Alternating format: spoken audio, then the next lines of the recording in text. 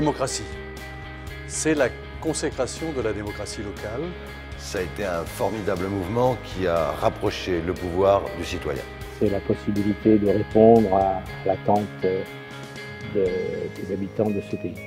L'autonomie pour les collectivités locales, le service public pour les citoyens. Les lois de 1982, la décentralisation, c'est d'abord rapprocher le pouvoir du citoyen. Des décisions prises au plus près des besoins de nos concitoyens, en capacité de les valider ou de les sanctionner. Un plus pour la démocratie, un plus pour l'action publique. Avant les lois de 1982, on parlait souvent de Paris et du désert français. C'est la réponse d'un engagement qu'avait pris François Mitterrand lorsqu'il avait dit « Je veux prendre le pouvoir, mais pour vous le rendre ». C'était une véritable révolution silencieuse. 82, le sens des responsabilités, la confiance faite aux élus locaux, une nouvelle respiration de la France, un nouveau battement du cœur de France.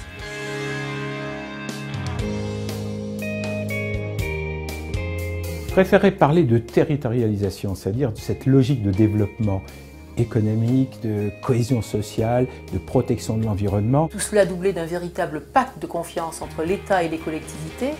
Nouvelle proposition, il faut un nouveau pouvoir normatif aux collectivités. La suppression du conseiller territorial, il faut préserver les élus de proximité. Il faut simplifier la vie des communes, et singulièrement des communes rurales. L'égalité, à travers une réforme fiscale, des finances locales et à travers des transferts entre les collectivités riches et les collectivités pauvres. Lorsqu'on nous compare avec l'Allemagne aujourd'hui, ce n'est pas un problème de coût du travail, ce n'est pas un problème de charge sur les entreprises. C'est que l'entreprise allemande a été portée pendant 20 ans par les Länder, ce qui est interdit aujourd'hui aux régions françaises.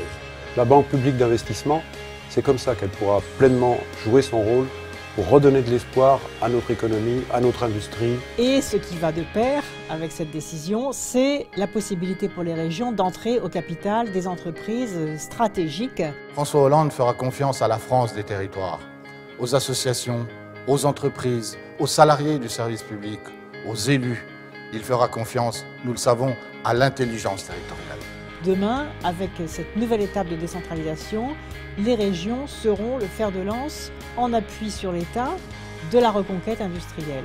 Décentralisation, l'acte nouveau de décentralisation, c'est la responsabilité, l'efficacité et la rigueur dans la gestion des fonds publics.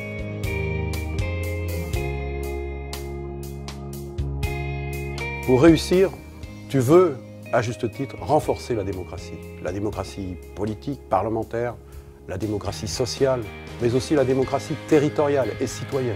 Mais je voudrais citer deux noms très différents. Monsieur Sarkozy, il faut faire exactement l'inverse. Il a voulu gouverner contre les élus locaux, d'où l'échec.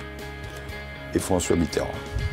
La victoire de François Mitterrand en 80 a été précédée d'une montée de nos victoires locales. Et Mitterrand a toujours fait confiance aux élus locaux. François considère que les collectivités locales, c'est une chance pour notre pays.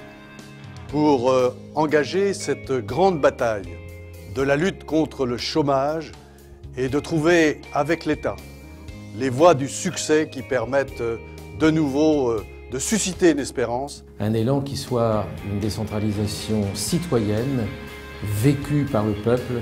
Et faire en sorte que la France puisse renouer avec son passé pour mieux entrer dans l'avenir. C'est ça aussi, le redressement d'une France que nous aimons. François, nous t'avons choisi comme chef. Nous avons confiance en toi. Mène-nous à la victoire. Nous irons plus loin dans la démocratie grâce au local, grâce à la décentralisation et grâce à la gauche. Bonne chance collective.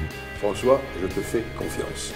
Confiance à l'égard de la jeunesse, à l'égard des PME et à l'égard des territoires. Et Dijon, ça doit être le message de confiance à l'égard des territoires. François, tu peux compter sur nous pour t'accompagner, tout comme nous savons pouvoir compter sur toi. Pour redresser la France et pour assurer une République équitable, il nous faut le changement. François, signons ensemble, et tu le feras si tu es président, signons ensemble ce pacte de confiance et de croissance qui sortira notre pays de l'ornière dans laquelle il s'enfonce.